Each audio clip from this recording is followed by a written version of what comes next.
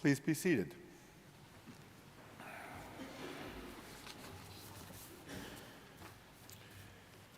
They say you should begin a sermon with a joke.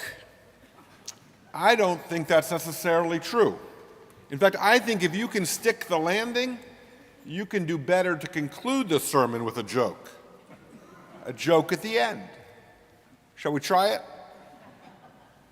Just a few moments ago, we heard beautifully chanted the Psalm 111, which declares in the first few verses, "I will give thanks to the Lord with my whole heart.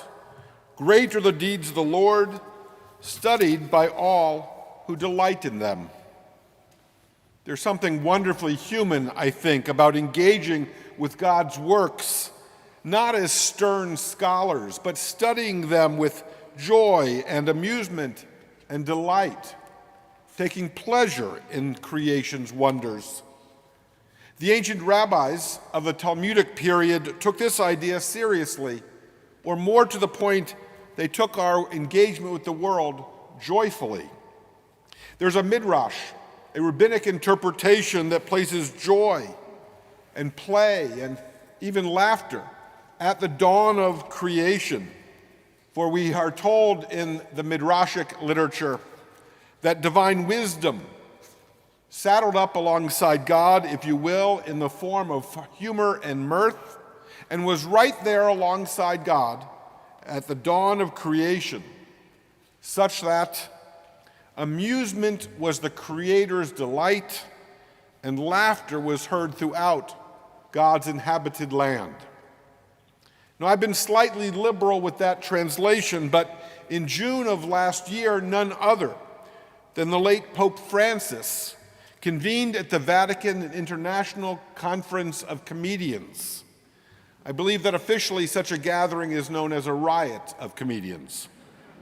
The Pope taught this very midrash about humor and mirth, amusement and delight being at the instigation of creation. That laughter was, in fact, in the garden and spread throughout the land. We read in the rabbinic literature, wisdom placed amusement and delight, indeed laughter itself, in the Garden of Eden and throughout the land. And then the rabbis conclude, and so it is just as God put humor into the world, wherein you and I manage to draw even a knowing smile or a small chuckle from even a single person. Whenever we make another person smile or laugh, we also make the Holy One and all the angels in heaven smile. So what, we might ask, is it that makes God smile? What is it that the rabbis propose makes God laugh? Would it surprise you to learn that human beings are God's greatest delight? So it is that the rabbis teach that when we read in the book of Proverbs that the one enthroned on high laughs, we are to understand that God is laughing at human hubris, human folly, and our all too human pretensions. Specifically, these divine punchlines reveal themselves in our quest for control, our pursuit of permanence, our yearning after immortality, and the coup de grace, our all too high opinions of ourselves. All of these human foibles and failings, at these God cannot help but laugh, we are told. But of course, this we already know from our familiarity with Yiddish theology, wherein we are told that man plans and God laughs. And of course, there is a rich vein within Jewish tradition wherein God laughs not at our foibles, but rather at our successes. When God describes the rabbis beating, as it were, God in a Talmudic debate, God takes pleasure and delight, not unlike, if you will, that which any parent understands when their child eventually beats them in an argument, a frustrating yet affirming situation that inevitably comes to every parent in time. So be assured that God enjoys and delights in our successes as well. And why wouldn't this be the case? Humor is found, laughter is released in the sudden recognition that something is not as it initially appeared. Indeed, humor relies upon unresolved contradictions, inconsistencies, unexpected reversals. In short, humor is found in all that inevitably, yet perhaps unpredictably, will befall those of us who are vulnerable, fallible, and fragile. At its heart, our ability to laugh, therefore, is a tool which allows us, if only for a moment, to triumph over fear and our looming despair. In the coming year, in the days to come, I suggest it will be our ability to laugh when things are at their most trying and difficult, and such times will come. It will be our ability to laugh that will make life's unfortunate yet predictable rhythms, as well as life's unpredictable reversals, and all of life's absurdities bearable again and again and again. Now, I hope you will not think me glib, nor hear me to suggest that all of your troubles can be resolved with a good joke or quick quip. That's not what I'm suggesting at all. But none other than Dr. Viktor Frankl, famed Viennese psychiatrist and survivor of Auschwitz, describes the ability to find humor in even the most absurd and grimmest of circumstances as not only, as we might imagine, a pressure valve or a release. Dr. Frankl writes that in the camps, in Auschwitz, the ability to laugh was a tool for survival, for it offered a supreme act of resistance. For the ability to laugh is a safeguard of our own sanity.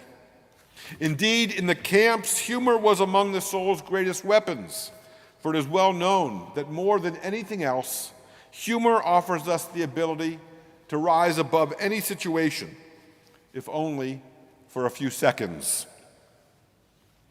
Every joke is a tiny revolution. That's George Orwell, and there's much truth in his words. For humor can help us to feel as if we are rebelling, for humor does allow us to push back against all that oppresses and bears down upon us.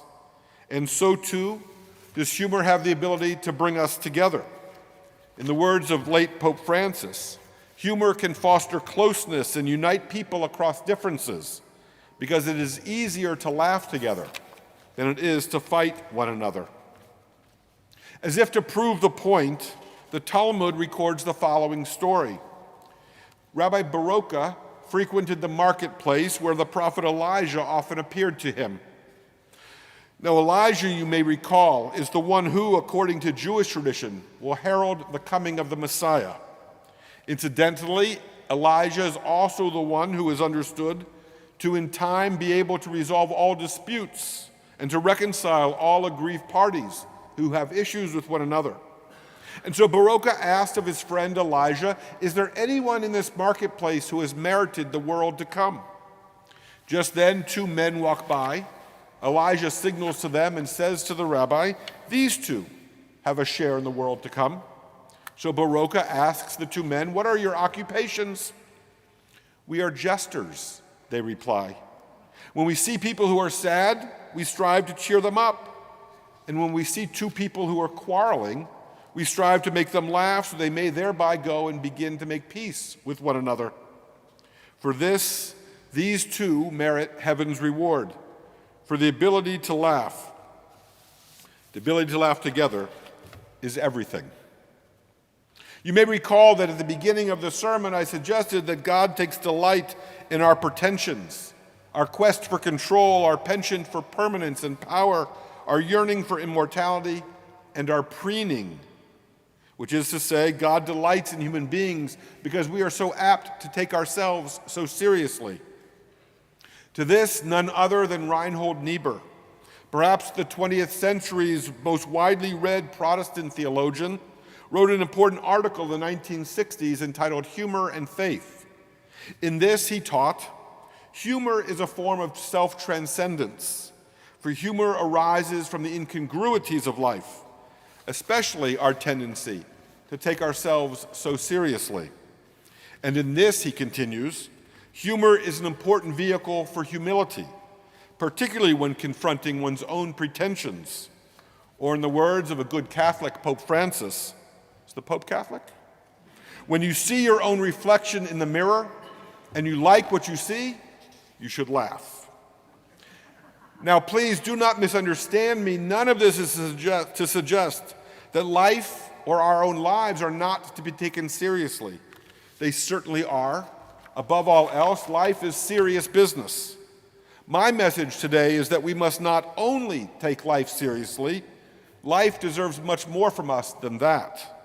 After all, life provides us daily with enough challenges and worries, enough setbacks and suffering, as well as enough unexpected and often sudden reversals and losses, enough to boggle the mind and to break the heart. And so, quoting the poet Robert Frost in a line that was later lifted and turned to lyric by none other than Jimmy Buffett, if we couldn't laugh, we would all go insane. The lesson is clear. Laughter is sacred service.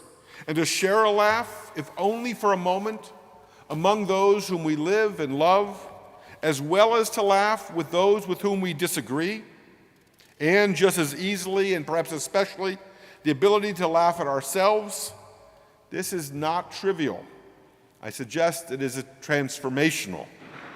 For in the face of all we curse, laughter may be the most praiseworthy response we can muster. And so now the sermon all but concluded. That joke I promised you. The funeral service has ended. The mourners are slowly filing past the graves as they make their way to their cars. One mourner tentatively approaches the grieving widow and says, "At a moment such as this, I have only one word for you: plethora." Quietly, she nods her head and replies, "That means a lot." As does your laughter. It means a lot as well, be certain. And so may we each give thanks to the Lord with our whole heart, for great are the deeds of the Lord, and may we delight in all of them. Amen.